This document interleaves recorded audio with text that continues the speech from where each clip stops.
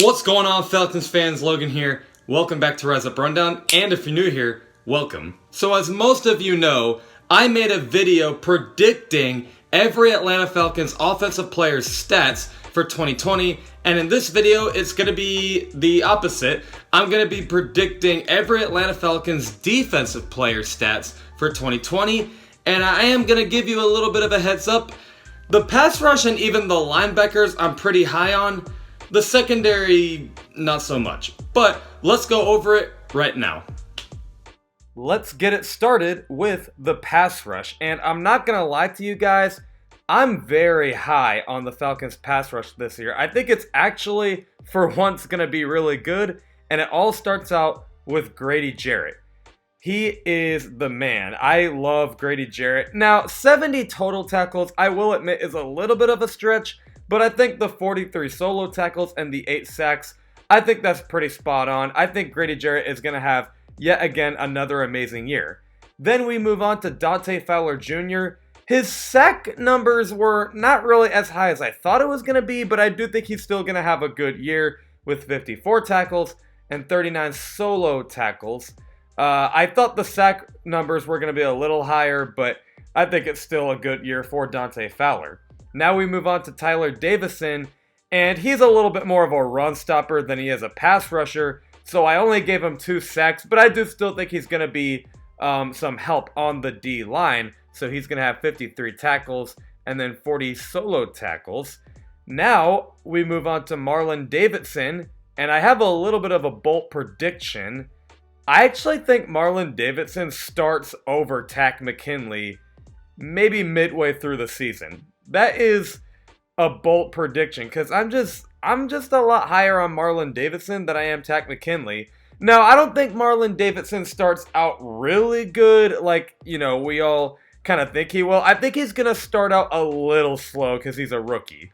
But I think later on in the season, he's going to figure it out. So he'll get 30 tackles, 21 solo tackles, and 3 sacks.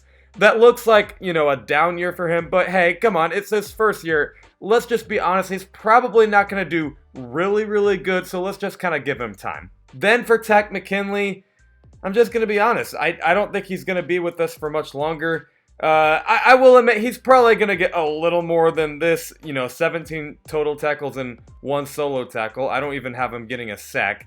He's probably going to get more than that, but I just don't think he's going to be with the Falcons for much longer, so I don't think he's going to have much of a impact for the team. Then we move on to the linebacker set. Deion Jones, he is an absolute stud. He's going to get 122 tackles, 45 solo tackles. I thought he was going to get a little more passes defended, but I gave him 5 and 2 interceptions. I think most of that looks about right. I think Deion Jones is still going to have a good year.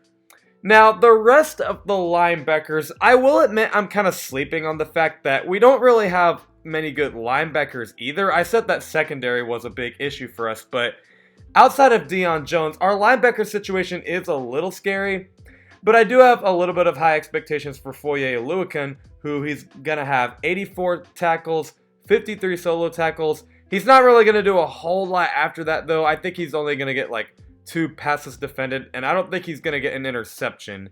Let's just be honest, the Falcons don't really get a lot of turnovers.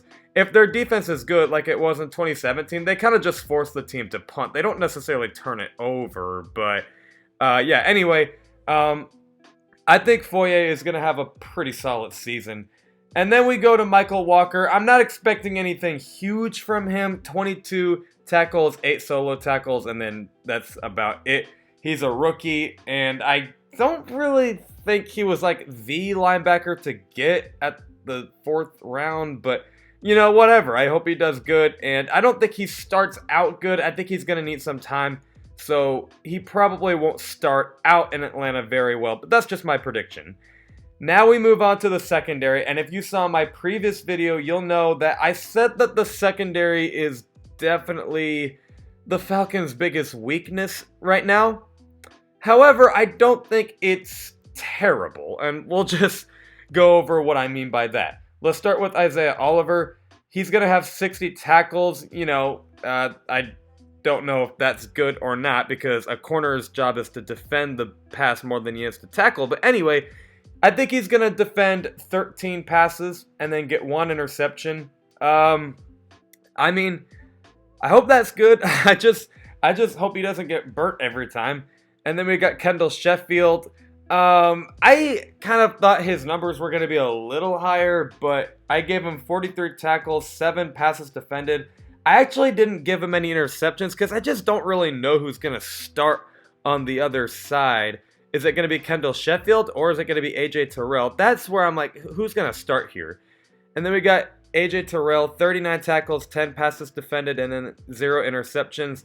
Like Marlon Davidson, I feel like he's not going to start out really well. In fact, I think Kendall Scheffield is probably going to start over AJ Terrell, and then maybe later on in the season, they're going to try and give AJ Terrell a little more experience. Because, I mean, come on, like, it's a first rounder. They're not just going to not give him experience. But I think he'll be fine. And then DeMonte KZ, now he's a little bit of a stud. I gave him 73 tackles, and then 4 interceptions. I only gave him 5 passes defended. So our corner situation is looking a little iffy. Then we move on to the safeties. Ricardo Allen, I do expect to regress, and I hate to say it, but I'm just being honest. I do. Like, I think he's only going to get 65 tackles, which is not very good, like, if you look at his previous stats. 6 passes defended, and then 1 interception. I don't know. I'm not crazy on Ricardo Allen. And then Keanu Neal. I saved this one for last because I really, really want him to be very good. I think we all want him to bounce back. And the thing is, I actually do expect that. I think he's going to get 116 tackles, 7 passes defended, and then 1 interception. I think Keanu Neal will bounce back. But, oh my gosh, I hope he stays healthy because he is a stud when healthy. So let's just pray that he stays healthy. And the rest of the players, I'm not exactly expecting too much, so I just don't really think I'm going to talk about them. And I do kind of feel bad that I feel like most of the players, at least on the secondary, I think the linebackers and the pass rush I think they were pretty accurate. But the secondary, I know I was kind of ripping on them, but I'm just being honest. Like, they're kind of a weakness right now. We need to see what they can do before we can just say they're going to get, like, 40 interceptions in a season. Like, come on now. But that's just what I think. Let me know what you guys think in the comment section below. Other than that, I will see you guys with a video. Or no, actually, I'll see you guys this Sunday, live streaming at 6 o'clock. And hopefully I'll get the internet to work. I think I got it to work. But we'll just be talking Falcons football for an hour. Be there to chat with your boy. Love and appreciate you all. And as always, rise up.